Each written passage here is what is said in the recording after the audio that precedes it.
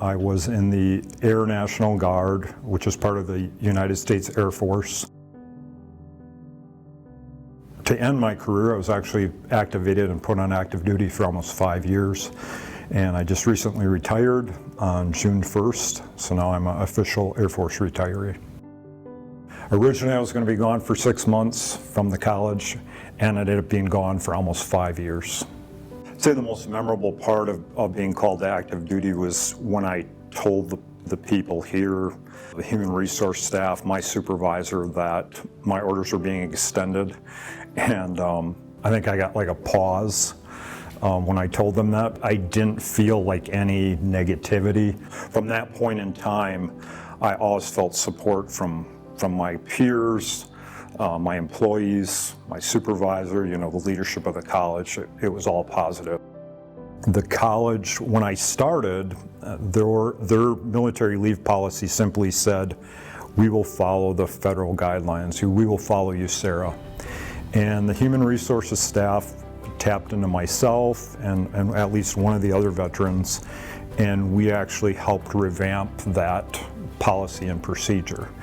And little did I know that 4 or 5 years down the road, I would be the recipient of one of the first employees actually to use that. For me, it was making sure that we had the structure in place to ensure that the transition to our students, because he did serve as Dean of Students, was seamless. And so we made sure to work with him up front to make sure that we had a transition plan in play so that when he did have to leave us, that it was comfortable for all of us, and we had the activities and events in place to make sure that we could accommodate our student needs. If you're a member of the Guard and Reserve, you get a reminder from the ESGR, the employer support of the Guard and Reserve, that if you have an outstanding employer, if you had a really unique event, hey, it's time to nominate them. So I remember looking at that in past years, wondering if and when my orders were going to end this year, and of course it kept going on and on. I knew that because of the maximum 5-year limit you can be gone from your civilian employer, I thought, well, this is my chance. I have to nominate the college. When I started here, I felt that one of the reasons I was hired was because of my military background and experience. And then I started to experience what some staff had done for both students and staff members who had employees that were deployed. I got involved with them and I thought, wow, this is really cool. And that just kind of started like a whirlwind of positivity, of building, not only being a military-friendly college for students, but being a military-friendly college for staff like myself. It really comes down to why I nominated Moraine Park for that award. It's the way I was treated, the people. I had a really good thought process in my head about nominating Moraine Park. I just had to put it on paper.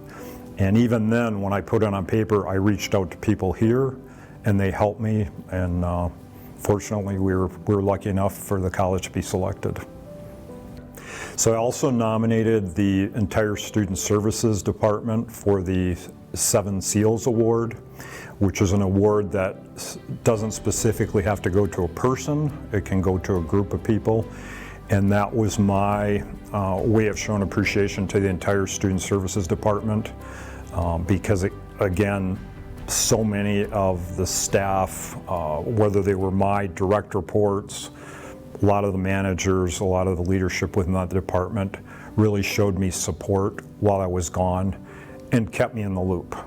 And I really felt like that was just another way I could show appreciation to the college and for others, outside of the college, to show that Moraine Park really is a military-friendly employer in addition to being a military-friendly college. So then I nominated Kim Schwam for the Patriot Award because as I was transitioning, and again, as I was only going to be gone for 6 months, she was kind of temporarily filling in for me. And as I kept getting extended, of course, Kim was right there taking on the brunt of like student conduct any student issues, student complaints. She basically assumed the role of the Dean of Students. So I felt that the Patriot Award was the least that I could do for Kim, as she really stepped up and filled my role. I think it was just a great opportunity to show how two people can get along in kind of an uneasy situation, like not knowing when I was coming back. I thought about when I came back here, I'm probably going to retire. So I was advocating for Kim to be able to grow at the college. If you are an employer and you're not familiar with a member of the Guard Reserve, sit down and talk with them. Get to know them. Military members, especially the younger ones, are taught to communicate with your employer. So if there's always a two-way communication, there's not going to be any surprises. For about 4 years, I did some really intense, high-level investigations with senior-ranking officials in the Air Force, high-profile cases that were on the front page of the Washington Post, the Los Angeles Times, and of course, people aren't going to hear about those because a lot of it is secret, it's behind the scenes. I felt that my experience here at the college, my leadership skills that I used here at the college really helped prepare me for being put back on active duty. Because it had been a long time since I served on active duty, and I had no idea that I would end my career. So it's an example of how your Marine Park career, your civilian career, and your military career can collide and interact with each other in a positive way.